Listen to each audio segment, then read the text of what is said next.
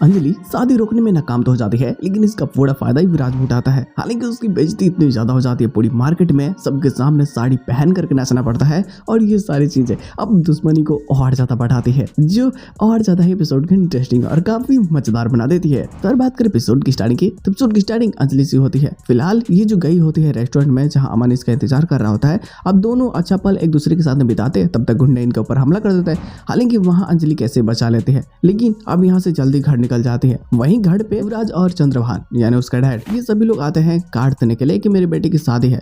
और यहाँ पद्मा को ह्यूमिलेट करने की कोशिश करते हैं कि मेरे बेटे ने नशे में थोड़ा सा हाथ क्या पकड़ा, तूने तो पूरी केस कर दी, उसकी जिंदगी बर्बाद करना चाहती थी, आज उसकी शादी होने वाली, देख ये उसकी शादी होने वाली है। और इसमें अगर कोई बखेड़ा खड़ा करने की कोशिश की तो तुझे और तेरी वकील दीदी को मैं छोड़ूंगा नहीं। चंद्रभान ठाकुर नाम है मेरा। फिर देखो युवराज भी धमकी देने लगता है कि मैंने तेरे साथ कुछ गलत किया क्या, तू तो पूरी तरीके से मुझे बदनाम करने की कोशिश कर रही थी, मैं तुझे नहीं छोड़ूंगा, बस एक बार शादी हो जाए।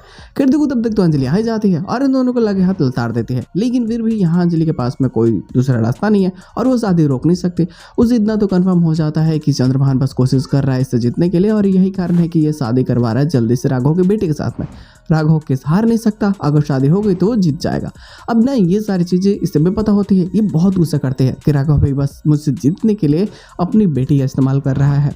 ये महक को फोन कर देती है कि तुम प्लीज इस शादी को तोड़ दो, तुम शादी मत करो। लेकिन महक बोलती है कि नहीं, मैं अपने पिता के लिए जान दे भी सकती हूँ और जान ले भी सकती हूँ। अगर मेरी थोड़ी सी बदनामी से फिर कह लो कि मुझे किसी के घर की बहू बनने से मेरे पिता की जीत होती है तो मैं बनूंगी, बिल्कुल बनूंगी। और यहाँ अंजलि को लगता है कि यार अब तो खेल खत्म है।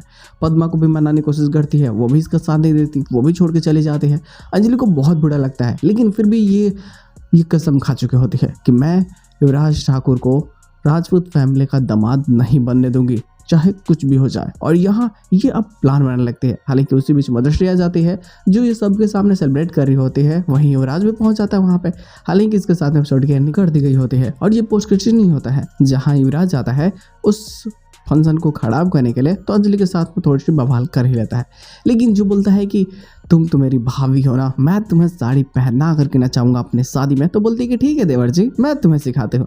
वो कुछ लोगों को बोलते हैं कि ठीक है थोड़ा इनको समझाओ। वो लोग आते हैं तो साड़ी पहना के आते हैं और बोलते हैं कि हम नाचो पूरी बाजार के सामने। इसकी तो बेइज्जती बहुत ज़्यादा हो जाती है कि मेरी यानी कि युवराज ठाकुर की बेइज्जती हो रही है। मैं अंजलि तुझे छोड़ने वाला हूँ नहीं, अब हमला नहीं, अब होगा मौत का नंगा नाच। और यहाँ से वो हो सकता है कि कुछ ऐसे किलर्स को हायर करे जो अंजलि को एक बार में ही मार दे पूरी तरीके से। तो खेल तो खतरनाक होने वाली है। ये शादी नहीं बल्कि नदियाँ बहेंगी खून, कह सकते हो कि भाई ये तमाशा बढ़ेगा जो काफ़ी मजेदार होगा। या तो अंजलि रहेगी या फिर युवराज रहेगा। ये सारी चीज़ें हमें नेक्स्ट प्लॉट में पता चल ही जाएगी। तो बस इंतजार है इसके एक्स्ट्रा प्लॉट्स की।